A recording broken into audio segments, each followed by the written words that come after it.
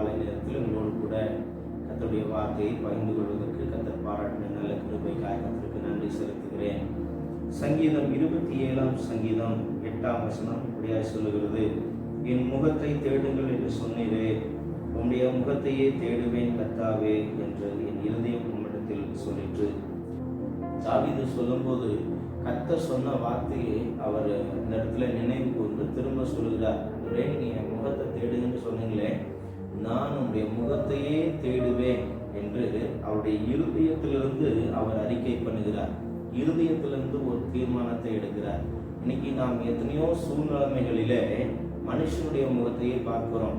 அவர்கள் உதவி செய்வாங்களா, என்ன உதவி செய்வாங்களா, இந்த தலைவரை வச்சு இந்த அதிகாரிகள் வச்சு இந்த பிரச்சனையை தீர்க்க முடியுமா என்று சொல்லி. ஆனால் கர்த்தர் சொல்லுகிறார், என்னுடைய முகத்தை என்ன பண்ணணும், நோக்கி பார்க்கணும். உங்களுடைய சூழ்நிலைமை எதுவானாலும் நீங்க கர்த்தருடைய முகத்தை நோக்கி பார்க்கும்போது கர்த்தர் நிச்சயமாய் உங்களுக்கு பதில் கொடுக்கிறவராய் இருக்கிறார்.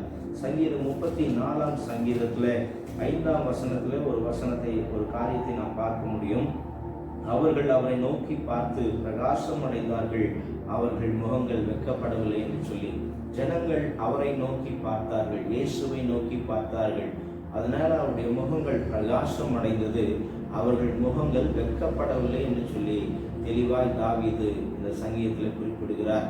உங்க வாழ்க்கையில நீங்க வெட்கப்படாதவர்களா இருக்கணும். மற்ற ஜனங்களுக்கு முன்னாடி, மனிதர்களுக்கு முன்னாடி, சொந்த பந்தங்களுக்கு முன்பாக, வேலை செய்கிற இடத்துல, படிக்கிற இடத்துல வெட்கப்படாம இருக்கணும், தலைகுனிவு இல்லாம இருக்கணும்னு சொன்னா நீங்க கர்த்தருடைய முகத்தை நோக்கி பார்க்கிறவர்களா இருக்கணும். நீங்க கர்த்தருடைய முகத்தை நோக்கி பார்க்கிறவர்களா இருப்பீர்கள் என்று சொன்னால் உங்களுடைய முகம் பிரகாசம் அடையும். நீங்க தலைகுனிவை சந்திக்க மாட்டீங்க, வெட்கப்பட்டு போக மாட்டீங்க.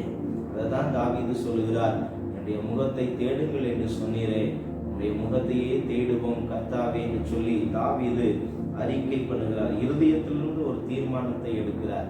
உங்களுடைய இருதயம் இன்றைக்கு ஒரு தீர்மானத்தை எடுக்கணும். நான் கர்த்தரை தேடுவேன், அவருடைய முகத்தை பார்ப்பேன், ஒவ்வொரு நாளும் அவருடைய முகத்தை தேடுவேன், ஒவ்வொரு நாளும் அவருடைய சமூகத்தில் அவரை தேடி வருவேன், அவருடைய முகத்தை காண வாஞ்சிப்பேன் என்று சொல்லி ஆண்டவருடைய சமூகத்தில் தாவீது எடுத்தது போல நீங்க ஒரு தீர்மானத்தை எடுக்கும்போது உங்களுடைய முகங்களை கர்த்தர் பிரகாசிக்க பண்ணுவார். உங்களுடைய வாழ்க்கையை கர்த்தர் பிரகாசிக்க பண்ணுவார். நிச்சயமாய் நீங்கள் தலைகுனிவையும் வெட்கத்தையும் சந்திக்க மாட்டீங்க. கர்த்தர் உங்களை பாதுகாத்துக் கொள்ளுவார். கண்களை மூடி செபிக்கலாமா? நீங்கள் அளவுக்கு அதிகமாக நேசிக்கிற எங்கள் பரலோகத்தின் பிதாவே, இந்த நல்ல ஆண்டு தகப்பனே ராஜா, காலை நேரத்துக்காய் நன்றியோடு துதிக்கிறோம், ஸ்தோத்தரிக்கிறோம். உடைய கரத்தில் எங்களை தாழ்த்தி ஒப்பு கொடுக்கிறோம்.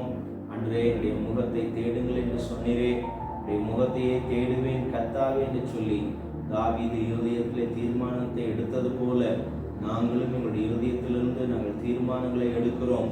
உடைய முகத்தையே நாங்கள் தேடுவோம், உண்மையே நாங்கள் நோக்கி பார்ப்போம். ஆண்டவரே, எங்களுடைய முகங்களை கர்த்தர் பிரகாசிக்க பண்ணுவீராக. இதை பார்த்து கொண்டிருக்கிற ஒவ்வொரு பிள்ளைகளுடைய முகங்களையும் வாழ்க்கையும் கர்த்தர் பிரகாசிக்க பண்ணுங்க.